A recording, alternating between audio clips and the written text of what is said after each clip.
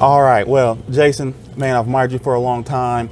Just want to tell you, thank you for taking the time out to meet with me today. You're welcome. And it means a lot, so appreciate that. You're welcome, bud. So, I've been watching you since I was a kid, man. Tell me a little bit about your business and kind of how you got started. Well, I got started probably when I was 14, 15, just kind of getting into the youth bowling program.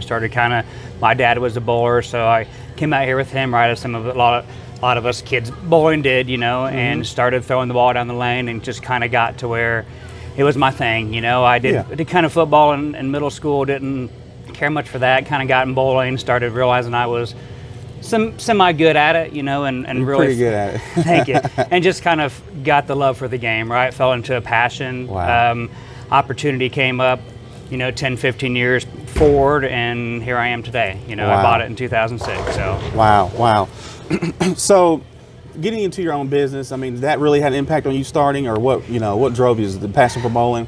So I was in sales, worked in sales for about 10 years, and the company I was working for, we were doing everything was outsourced and overseas, and I saw the decline in that industry kind of going the wrong way. I didn't see a future in this industry. So I kind of was looking at just the right opportunity. The current owner of the bowling center called me up, and he knew that I loved bowling because I worked for him, 15 years prior, and he said, "Jason, do you have any interest in maybe getting the bowling center?" And of course, I did, and talked with him a little bit, and which led to it was a good career transition, and it was something that it's awesome for me because I have a passion for the game, and you got to do something that you love, right? So it's just perfect timing, right? Is how I got into it. So timing, and I love that, you got something you're really passionate about. I have the same passion, that, I'm crazy about bowling. And to see that you are able to be involved in a career, something you love, is just amazing. So, I mean, starting out, so you kind of stepped into a good business. Yep.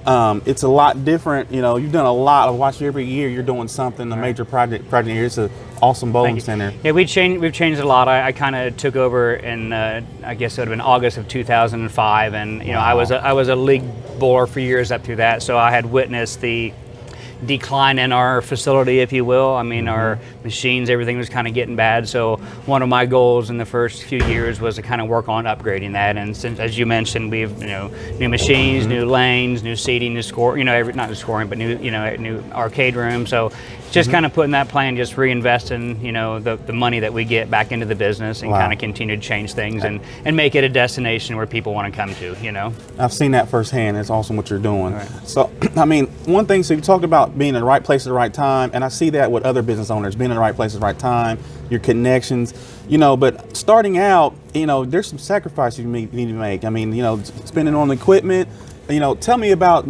maybe how it was getting to where you are now. The first couple years were pretty rough. I mean, it was probably 50, 60 hours every week, 7 days a week, just learning the business more in depth, for having a passion for something is one thing, but then really understanding how a business really works is another. Right. And I went to school at IU East and got my bachelor's degree in business. So I had some education in that, but once you start doing the business, that's really them book stuff is kind of it's the experience takes over. And it's been years since you remember that stuff, so it's just been that's been good, and we've just kind of continued, like I said, to just reinvest. So do you have any advice for anybody out there that's maybe sitting back, like watching this video and thinking, man, how in the world do I get to own a bowling alley? Who do I need to talk to? What kind of connection do I need to make? I mean, any advice for somebody out there that's admiring to have a business, something like that? I guess really if anybody has any passion for anything, just talk with someone in that industry or someone in that field. Let them know, hey, Alfredo, I have an interest in being a realtor.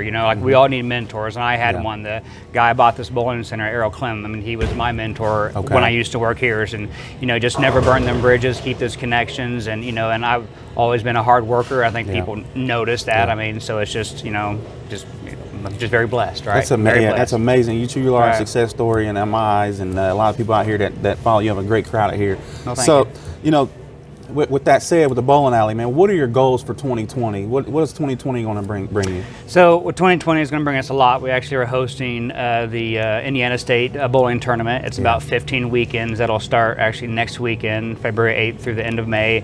It's going to bring 1,000+ teams to the city. It's anticipated to bring over $1.5 million into revenue to the city. So for that, it's going to be huge, and for us as well.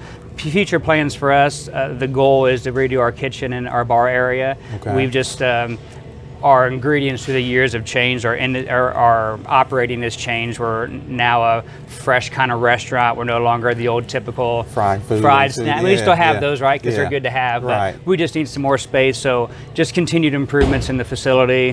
We would like to get some scoring down the road. We want to change, maybe having another attraction here for entertainment to bring people here. So just continue to work on the business, you know. Man, that's amazing, man. And I'm looking forward to actually bowl next month in the state tournament.